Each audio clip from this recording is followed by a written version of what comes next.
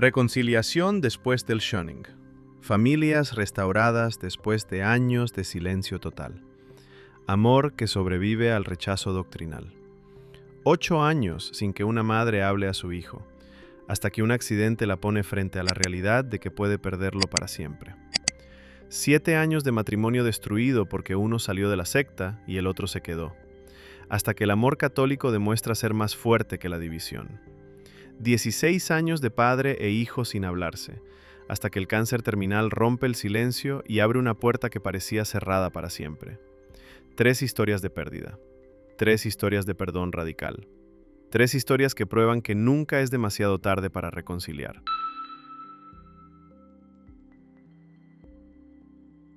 Mi madre no me habló durante 8 años. 8 años exactos. Desde el día que me expulsaron de los Testigos de Jehová hasta el día que recibió la llamada del hospital diciéndole que yo estaba en terapia intensiva. 8 años en los que pasé frente a su casa y ella desvió la mirada.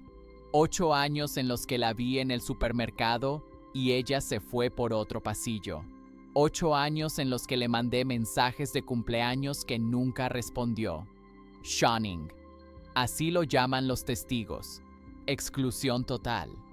Tu familia te trata como si hubieras muerto, porque según la organización, estás espiritualmente muerto, y mantener contacto contigo es ponerse en riesgo espiritual.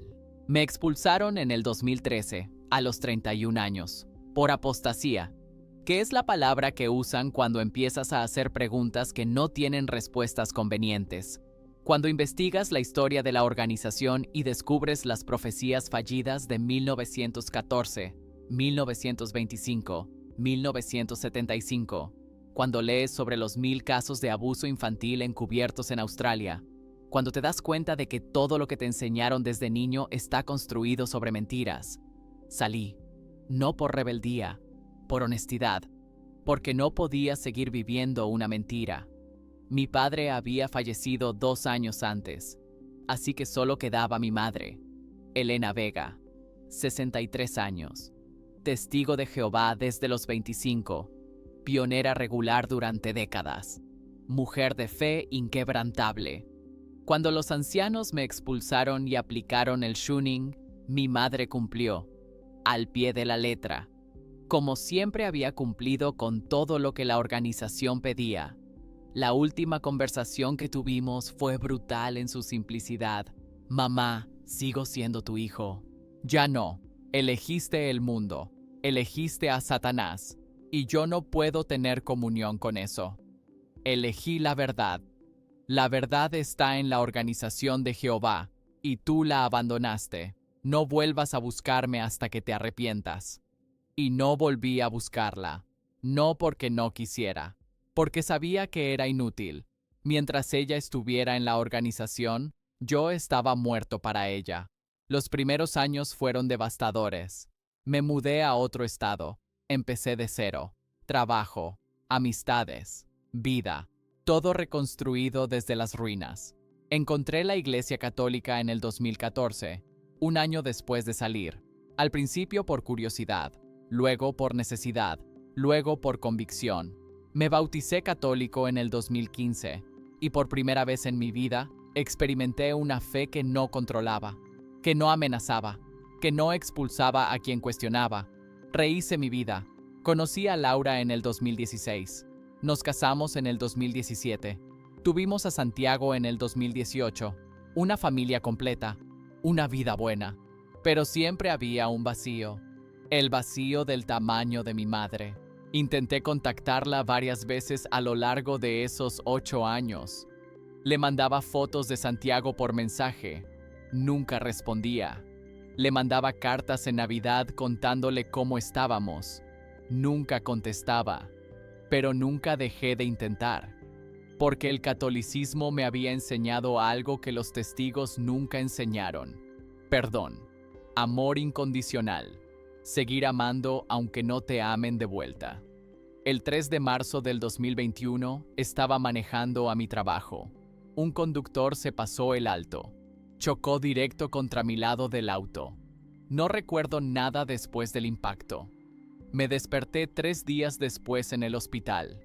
Laura estaba ahí, Santiago también. Y al fondo de la habitación, en una silla junto a la ventana, estaba mi madre. Me quedé mirándola sin poder procesar lo que estaba viendo. 8 años. Y ahí estaba. Ella me vio despertar. Se levantó. Se acercó lentamente a la cama. Sus ojos estaban rojos, hinchados de llorar. «Gabriel», dijo, su voz quebrada. «Mamá», y lloró. Se inclinó sobre la cama y lloró sobre mi pecho como no la había visto llorar nunca. Ni siquiera cuando mi padre murió. Laura me explicó después. El hospital me había ingresado como Juan Gabriel Rosales Vega, mi nombre completo legal. En mi cartera tenía todavía una tarjeta vieja con el número de mi madre como contacto de emergencia. El hospital la llamó. Ella vino. A pesar de los 8 años, a pesar del shunning, a pesar de todo. Cuando recibió la llamada diciendo que su hijo estaba en terapia intensiva, vino.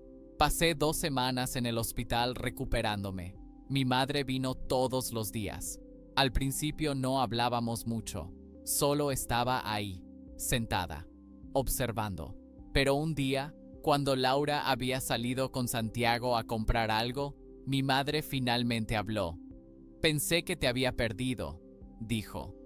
«Cuando recibí esa llamada, pensé que ibas a morir, y me di cuenta de que llevaba 8 años tratándote como si ya estuvieras muerto, y que si morías de verdad, nunca me habría perdonado».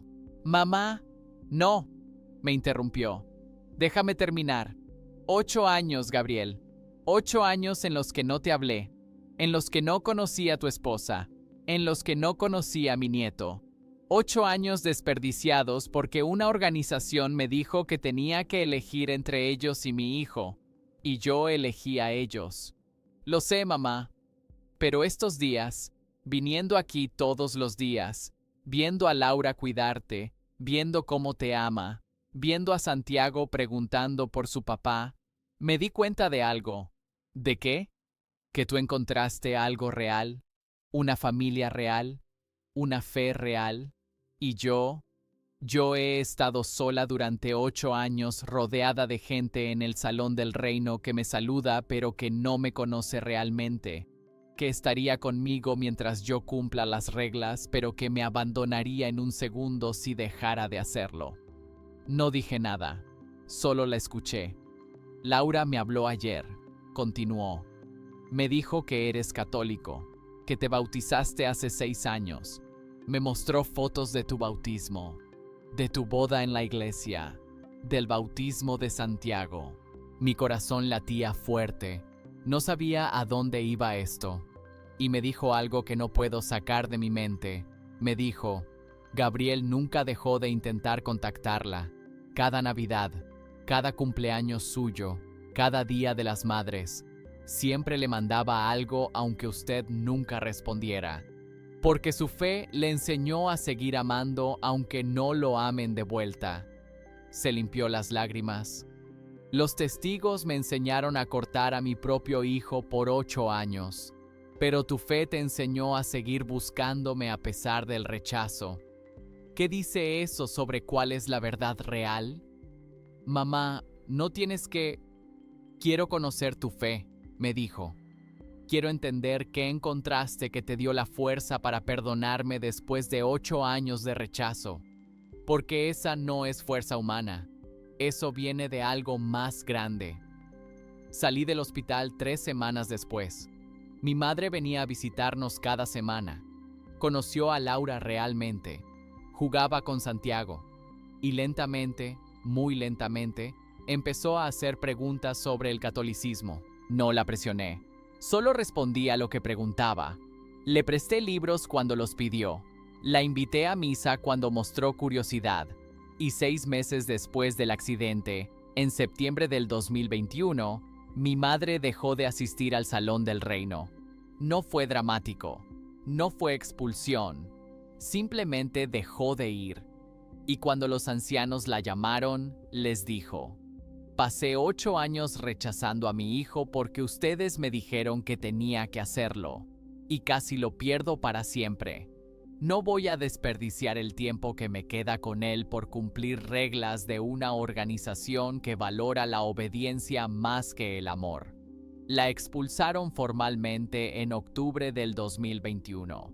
51 años siendo testigo de Jehová. Terminados por elegir a su hijo sobre la organización, perdió todo: sus amigas de décadas, su comunidad, su identidad completa, todo lo que había sido durante más de medio siglo. Pero ganó algo que no tenía precio: su familia. Empezó catequesis en noviembre del 2021. Yo fui su guía.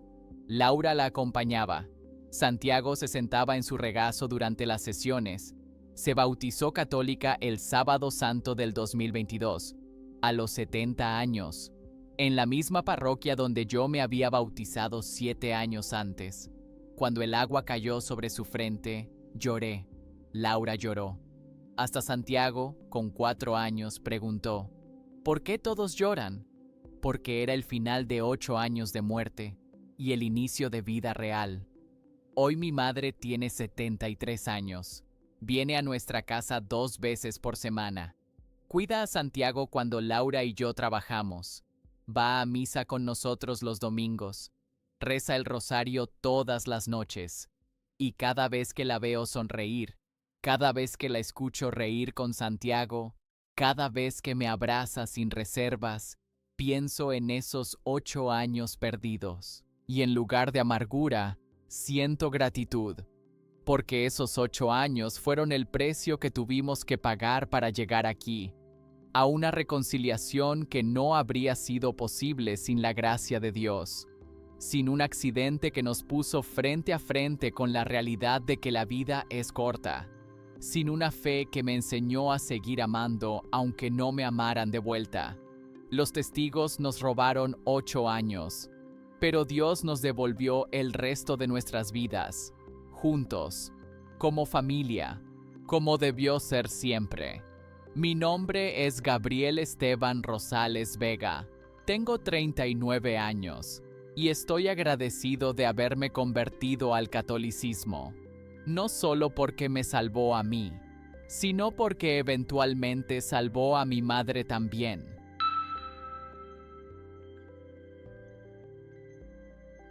Mi esposo y yo nos separamos por una pregunta de 11 palabras. ¿Por qué los testigos de Jehová cambiaron la doctrina sobre la generación? 11 palabras que destruyeron 21 años de matrimonio. 11 palabras que dividieron nuestra familia. 11 palabras que eventualmente nos salvaron a ambos. Pero llegar a ese final tomó 7 años de dolor, separación y un perdón que solo pude aprender de la Iglesia Católica. Me casé con Mauricio en el año 2000. Yo tenía 20 años, él 23. Ambos éramos testigos de Jehová de segunda generación. Nuestros padres se habían bautizado en los 70. Nosotros crecimos dentro, nos conocimos en la congregación, nos casamos con la bendición de los ancianos. Teníamos el matrimonio perfecto según los estándares de la organización. Tuvimos 2 hijos, Mateo en el 2002, Isabela en el 2005. Los criamos como testigos, reuniones 3 veces por semana, servicio de campo los sábados, estudio familiar todas las noches, vida completamente teocrática. Éramos felices, o al menos pensábamos que lo éramos.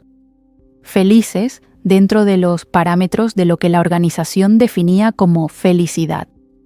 El quiebre llegó en el 2017. Yo tenía 37 años, Mauricio 40. Los niños tenían 15 y 12. Una tarde, mientras estudiaba para la reunión de entre semana, encontré algo en una publicación vieja de La Atalaya del año 1995. Hablaba sobre la generación que no pasará, de Mateo 24:34. La organización había enseñado durante décadas que la generación que vio 1914 no pasaría antes de que llegara Armagedón, pero los que nacieron en 1914 ya tenían más de 100 años, y Armagedón no había llegado. Así que la organización había cambiado la doctrina. Ahora, generación significaba algo completamente diferente.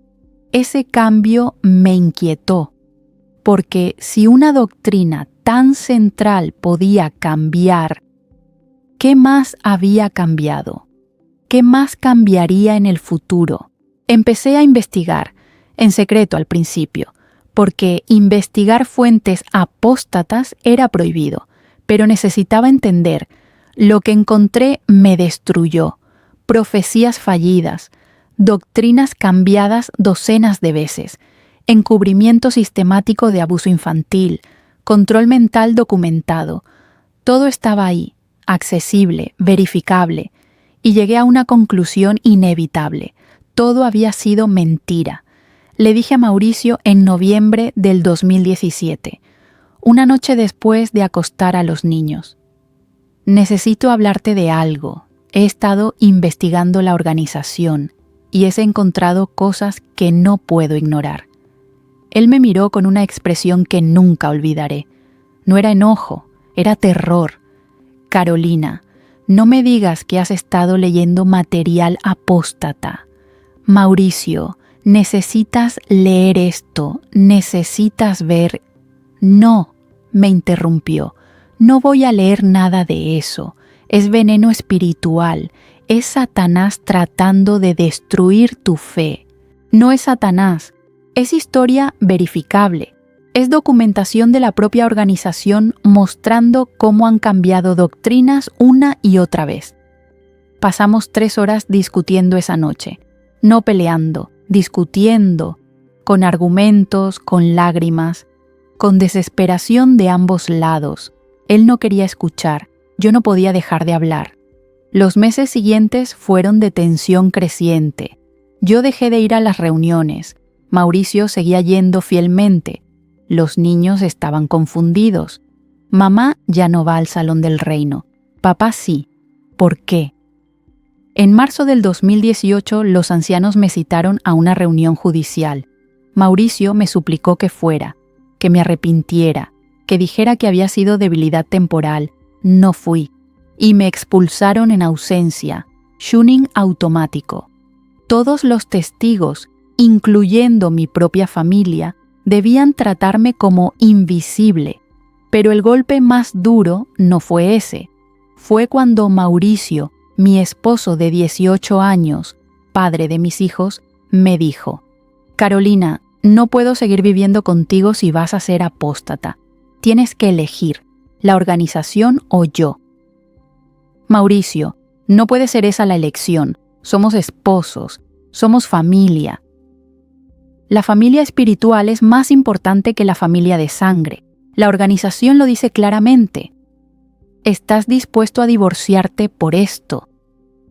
Estoy dispuesto a proteger a nuestros hijos de tu influencia apóstata. Nos separamos en mayo del 2018. Él se quedó en la casa con Mateo e Isabela. Yo me fui a un apartamento pequeño, custodia compartida, pero los niños vivían principalmente con él. Y empezó el proceso más doloroso de mi vida. Ver a mis hijos los fines de semana alternos, escucharlos hablar sobre las reuniones como si yo no existiera cuando no estaba con ellos, sentir cómo la organización los estaba condicionando lentamente a verme como enemiga espiritual. Pero no podía volver, porque había visto la verdad. Y no puedes dejar de ver algo una vez que lo has visto. Encontré la Iglesia Católica en junio del 2018. Una amiga del trabajo me invitó a su parroquia. Fui sin expectativas. Solo necesitaba estar en algún lugar donde no me sintiera juzgada. Y encontré algo completamente inesperado. Paz, libertad. Una fe de 2000 años que no cambiaba sus doctrinas cada década. Sacramentos, Eucaristía, una relación con Cristo que no dependía de cumplir reglas de una organización humana. Empecé catequesis en julio, Me bauticé católica en abril del 2019. Cuando Mauricio se enteró, fue peor que la expulsión original. Para él, hacerme católica era lo peor que podía hacer, peor que ser atea, porque los testigos enseñan que la Iglesia católica es Babilonia la Grande, la gran ramera del Apocalipsis. Redujo mi tiempo con los niños, usó mi conversión católica como evidencia de que yo era influencia peligrosa. Los años siguientes fueron de guerra legal, abogados, jueces, custodia disputada, Mateo e Isabela atrapados en el medio. Pero algo pasaba cada vez que los niños estaban conmigo. Yo no les hablaba mal de su padre, no les hablaba mal de los testigos, no intentaba convertirlos. Solo los amaba, los escuchaba, rezaba por ellos. Y cuando preguntaban sobre el catolicismo, les respondía con honestidad pero sin presión. En el 2020, cuando Mateo cumplió 18, empezó a hacer preguntas, las mismas preguntas que yo había hecho 3 años antes. «Mamá, ¿por qué saliste realmente de los testigos?», le conté. Todo, sin filtros, con evidencia, con documentación, y vi en sus ojos el mismo proceso que yo había vivido, el despertar doloroso, la realización de que todo era mentira. Mateo salió de la organización en noviembre del 2020. Se mudó conmigo. Mauricio lo vivió como traición personal. Isabela, con 17 en ese momento, estaba confundida. Su hermano mayor había abandonado la verdad. Su madre era católica. Su padre estaba devastado. Pero Isabela también tenía preguntas, y Mateo, con toda la pasión de un converso reciente, le compartió todo lo que había descubierto. Isabela salió en marzo del 2021. También se mudó conmigo, y Mauricio se quedó solo. Los ancianos le dijeron que sus hijos habían apostatado porque él no había sido cabeza espiritual lo suficientemente fuerte, que había permitido mi influencia continuar, que esto era consecuencia de no haber aplicado el shuning completamente. Eso lo rompió. En agosto del 2021, 3 años y medio después de nuestra separación, Mauricio me llamó. Su voz sonaba diferente, agotada, quebrada. «Carolina, necesito hablar contigo, en persona». Nos vimos en un café neutral. Él llegó con los ojos rojos, había estado llorando. «Perdí a mis hijos», dijo. «Perdí a mi esposa. Perdí todo. Y la organización me dice que es mi culpa por no ser lo suficientemente fuerte espiritualmente».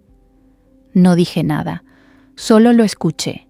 He estado solo durante 3 años, rodeado de hermanos que me saludan en el salón del reino, pero que no conocen mi dolor, que me juzgan por haber permitido que mi familia se perdiera. Y me di cuenta de algo. ¿De qué? De que tú me perdonaste. Yo te eché de la casa, reduje tu tiempo con los niños, te traté como enemiga durante años.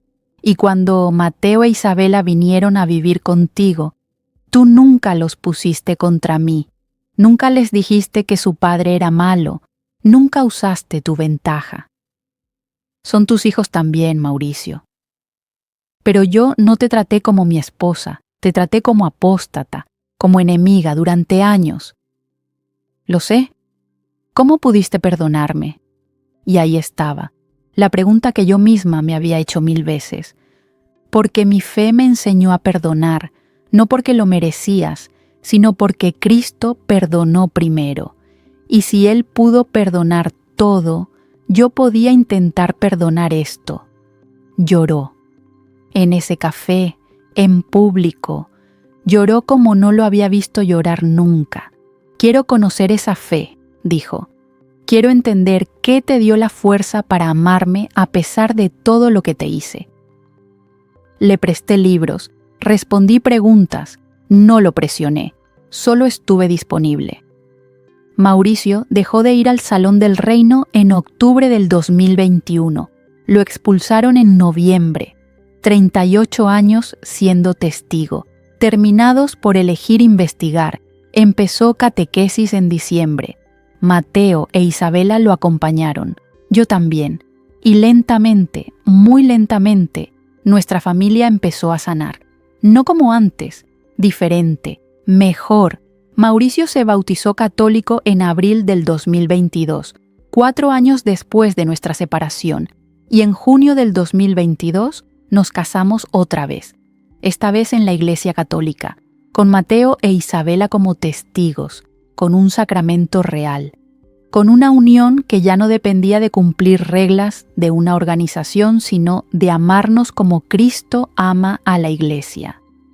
Hoy tengo 41 años, Mauricio 44, Mateo 24, Isabela 22, todos católicos, todos juntos.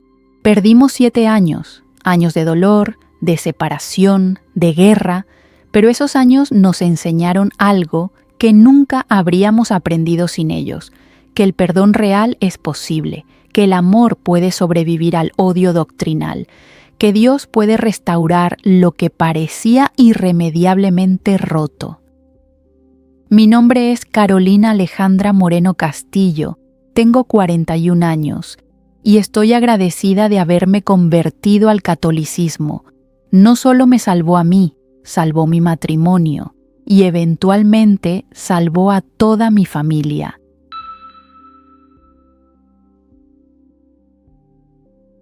Mi padre tenía 82 años cuando me llamó por primera vez en 16 años. 16 años. Desde el día que me expulsaron de los Testigos de Jehová en el 2006 hasta esa llamada en marzo del 2022. 16 años en los que viví a 20 minutos de la casa donde crecí y nunca pude entrar. 16 años en los que vi a mi padre en la calle 3 veces y él cruzó al otro lado para no tener que saludarme. Shunning. Exclusión total. Tu familia te borra de su vida como si nunca hubieras existido, porque eso es lo que la organización de los Testigos de Jehová exige, obediencia absoluta. Y si no obedeces, dejas de existir para los que amas. Pero esa llamada en marzo del 2022 cambió todo, y para entender por qué, tengo que volver atrás, al principio, a cuando todo se rompió. Crecí en Sevilla, barrio de Triana. Mi padre, Antonio Serrano, se hizo testigo de Jehová en 1975, cuando yo tenía 5 años. Mi madre, Dolores, lo siguió un año después, y nosotros, sus 3 hijos, fuimos criados dentro desde entonces. No conocí otra vida. Reuniones en el Salón del Reino 3 veces por semana. Servicio de campo cada sábado y muchas tardes entre semana. Nada de Semana Santa. Nada de Navidad. Nada de Feria de Abril, aunque todos nuestros vecinos iban. Éramos diferentes, separados, los niños raros que no celebraban cumpleaños. Mi padre era anciano, una figura respetada en la congregación. Daba discursos, aconsejaba a familias, presidía reuniones judiciales donde se decidía quién se quedaba y quién era expulsado. Yo lo admiraba, pensaba que era el hombre más espiritual del mundo, que tenía una conexión con Dios que yo nunca alcanzaría. Me bauticé en 1988, a los 18 años. Me casé con Teresa en 1992. Ella también era testigo de segunda generación. Tuvimos 2 hijos, Pablo en 1993, Lucas en 1995. Los criamos exactamente como yo había sido criado, vida completamente teocrática. Fui anciano a los 32 años, como mi padre, siguiendo sus pasos, sirviendo a Jehová a través de la organización. Pero en el 2004, algo pasó que plantó la primera semilla de duda. Un hermano de la congregación, José María, fue acusado de abuso hacia su sobrina. La familia lo reportó a los ancianos. Yo estaba en el comité judicial que investigó el caso. La niña tenía 11 años.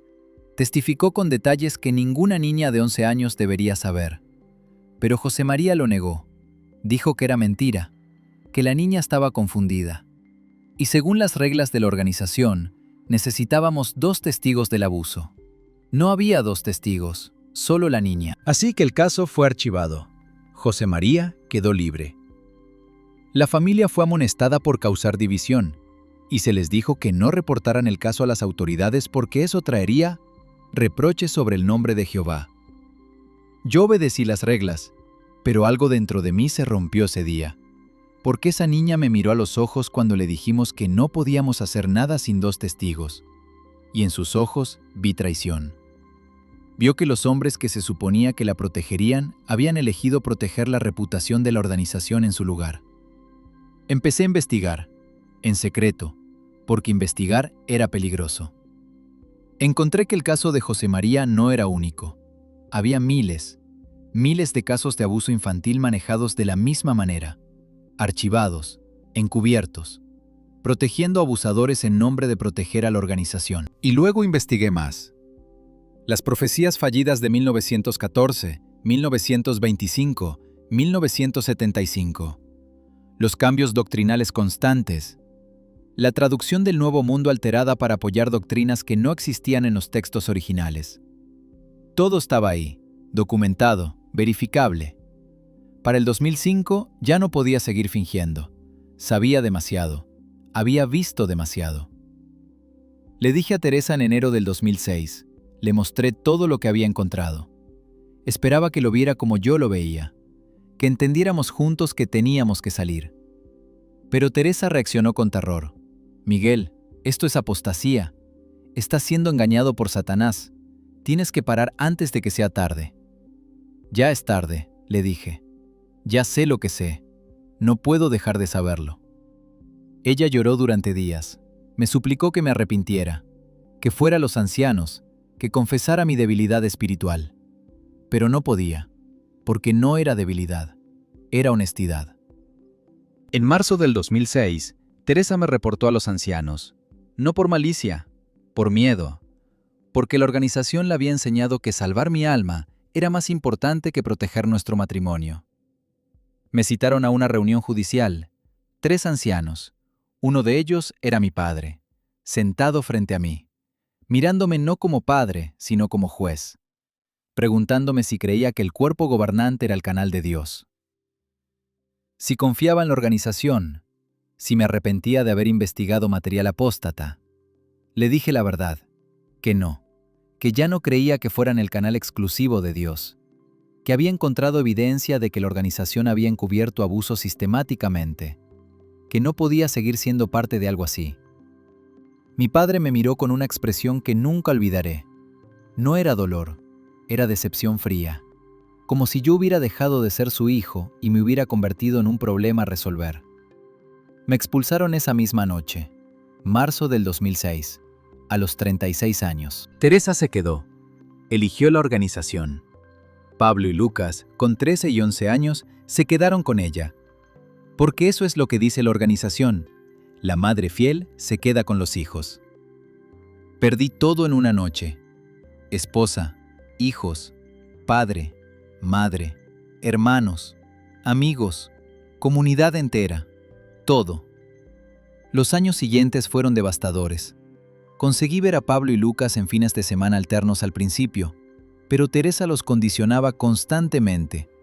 Les decía que yo había elegido a Satanás, que estaba perdido espiritualmente, que no debían escucharme. Para cuando Pablo cumplió 18 en el 2011, ya no quería verme.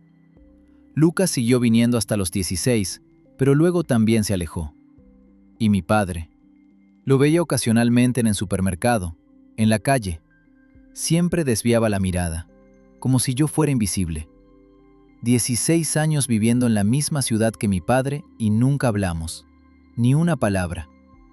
Pero yo no podía odiarlos, porque encontré algo que los testigos nunca me dieron: la Iglesia Católica. Entré a una parroquia en Triana en julio del 2006, 4 meses después de la expulsión. No por fe, por desesperación. Necesitaba estar en algún lugar que se sintiera sagrado. La misa estaba en progreso. Me senté al fondo, y cuando el sacerdote levantó la hostia y dijo: «Este es el Cordero de Dios que quita el pecado del mundo», algo se rompió dentro de mí. Lloré durante toda la misa, no de tristeza, de reconocimiento, de volver a casa después de haber estado perdido durante 36 años. Hablé con el párroco después, padre Juan Carlos, le conté todo, los testigos, la expulsión, la familia perdida. Él me escuchó durante 2 horas y al final me dijo: Miguel, lo que viviste no fue cristianismo, fue control disfrazado de fe. Pero Cristo está aquí, siempre ha estado aquí, esperándote. Empecé catequesis en agosto, me bauticé católico en abril del 2007 y por primera vez en mi vida experimenté una fe que no controlaba, que no amenazaba, que no expulsaba. Aprendí sobre el perdón. No el perdón condicional de los testigos, que solo te perdonan si te arrepientes y vuelves, sino el perdón radical de Cristo. Perdonar aunque no te pidan perdón, perdonar aunque no lo merezcan, perdonar porque Él perdonó primero. Y apliqué ese perdón a Teresa, a mis hijos, a mi padre. Cada año en el cumpleaños de mi padre le mandaba una tarjeta. Sabía que no la leería, probablemente la tiraba sin abrirla, pero la mandaba igual. Cada Navidad les mandaba regalos a Pablo y Lucas. Sabía que Teresa probablemente no se los daba, pero los mandaba igual, porque mi fe me enseñó a amar sin esperar nada a cambio, a dar sin condiciones, a perdonar sin límites. Rehice mi vida. Conocí a Carmen en el 2010. No era testigo, nunca lo había sido. Era católica de toda la vida. Nos casamos en el 2012, por la iglesia, sacramento real. No tuvimos hijos propios, pero Carmen me amó a pesar de todo el equipaje que yo traía, a pesar de los hijos que no podía ver, a pesar del dolor que nunca desaparecía completamente. Y entonces llegó la llamada, marzo del 2022, un martes por la tarde, número desconocido. Contesté. ¿Miguel? Una voz que no había escuchado en 16 años. ¿Papá? Silencio largo. Estoy en el hospital, Clínico San Cecilio. Me han diagnosticado cáncer de páncreas, etapa 4. Los médicos dicen que me quedan entre 3 y 6 meses. Mi mente se quedó en blanco. Los ancianos vinieron ayer, continuó. Me dijeron que esta es prueba de fe, que Jehová está probando mi lealtad, que si me mantengo fiel, tendré resurrección en el paraíso. Papá. Pero yo tengo 82 años, Miguel, y me estoy muriendo, y me di cuenta de algo. No quiero morir sin haber hablado contigo. No quiero que lo último que te dije fuera, estás expulsado, hace 16 años. No podía hablar, solo escuchaba. Teresa me dio tu número. No sé si querrás venir. No sé si puedes perdonarme, pero necesitaba llamarte. Voy para allá, dije, ahora mismo. Carmen manejó, yo no podía. Estaba temblando demasiado. Llegamos al hospital 40 minutos después. Habitación 307. Toqué la puerta. Adelante. Abrí. Y ahí estaba, mi padre, 82 años, delgado, pálido, conectado a máquinas, pero vivo, y mirándome. Miguel, dijo, y lloró. Mi padre, que nunca lloraba, que siempre fue la figura fuerte e inquebrantable, lloró. Me acerqué, me senté junto a la cama, tomé su mano. Perdóname, dijo. 16 años en los que te traté como si estuvieras muerto. 16 años en los que elegí una organización sobre mi propio hijo. Papá, no, me interrumpió. Déjame terminar. Tengo poco tiempo, y necesito decir esto. Tú tenías razón. Sobre la organización, sobre todo. He estado investigando estos últimos meses, desde que me diagnosticaron, leyendo cosas que nunca me había atrevido a leer. Y es todo verdad. Todo lo que tú dijiste hace 16 años. Era verdad. ¿Los ancianos saben que has estado investigando? No, y no me importa. Pueden expulsarme si quieren. Estoy muriendo de todas formas. Pasamos 3 horas hablando esa tarde. 3 horas recuperando 16 años. No era suficiente. Nunca sería suficiente. Pero era algo. Le conté sobre mi conversión católica, sobre Carmen, sobre la vida que había construido. Él me contó sobre los años perdidos, sobre cómo había pensado en mí cada día pero no se había atrevido a contactarme, sobre cómo la organización se había vuelto más y más controladora con los años. Quiero conocer tu fe, me dijo finalmente. Antes de morir. Quiero entender qué encontraste que te dio la paz que yo nunca tuve. Le presté una Biblia católica, libros sobre los sacramentos. El padre Juan Carlos vino a visitarlo 2 veces al hospital. Y mi padre, a los 82 años, con 3 meses de vida según los médicos, tomó la decisión más valiente de su existencia. Dejó la organización. Después de 47 años. Lo expulsaron por correo. Ni siquiera tuvieron la decencia de hacerlo en persona porque estaba en el hospital muriendo. Pero ya no le importaba, porque había encontrado algo real.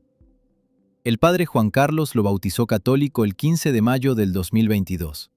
En el hospital, habitación 307, con Carmen, Pablo, Lucas y yo presentes. Sí, Pablo y Lucas, mis hijos que no me habían hablado en 11 años. Vinieron, porque ver a su abuelo eligiendo a su padre sobre la organización les hizo cuestionar todo. Mi padre vivió 4 meses más, no 6, no 3, 4 exactos. Murió el 14 de septiembre del 2022. En paz, con su familia alrededor. Católico. Sus últimas palabras fueron para mí. Gracias por no rendirte conmigo, por seguir mandando esas tarjetas cada año aunque pensabas que nunca las leía. Las leí todas, las guardé todas, y me sostuvieron cuando nada más lo hacía. Las había leído. 16 años de tarjetas. Las había guardado en una caja en su closet. Y cuando finalmente tuvo el valor de romper con la organización, esas tarjetas le recordaron que no estaba solo. Hoy tengo 52 años, Pablo 31, Lucas 29. Ambos salieron de los testigos 6 meses después de la muerte de mi padre. Ambos están explorando el catolicismo. Teresa sigue dentro. Probablemente nunca saldrá. Pero recuperé a mis hijos y tuve 4 meses con mi padre que nunca pensé que tendría. 16 años perdidos, pero no desperdiciados. Porque esos 16 años me enseñaron algo que nunca habría aprendido sin ellos. Que el perdón no es para el que lo recibe, es para el que lo da. Que seguir amando aunque no te amen de vuelta no es debilidad, es la fuerza más grande que existe. Que nunca es tarde para reconciliar, hasta el último momento, hasta el último aliento. Los testigos nos robaron 16 años, pero Dios nos devolvió 4 meses que valieron más que todo lo perdido. Mi nombre es Miguel Ángel Serrano Martínez, tengo 52 años y estoy agradecido de haberme convertido al catolicismo. No solo me salvó a mí, eventualmente salvó a mi padre también. Y esos 4 meses finales juntos fueron el regalo más grande que Dios pudo darme.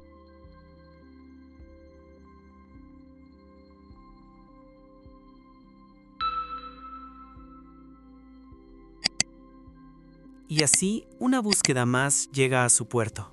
No un puerto final, sino uno de descanso y nueva partida. Cada historia que hemos escuchado hoy es un recordatorio poderoso de que la verdad no tiene miedo a las preguntas.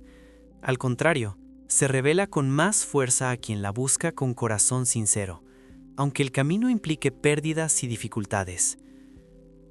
Que estos testimonios no sean solo historias ajenas, sino un eco para tu propio espíritu.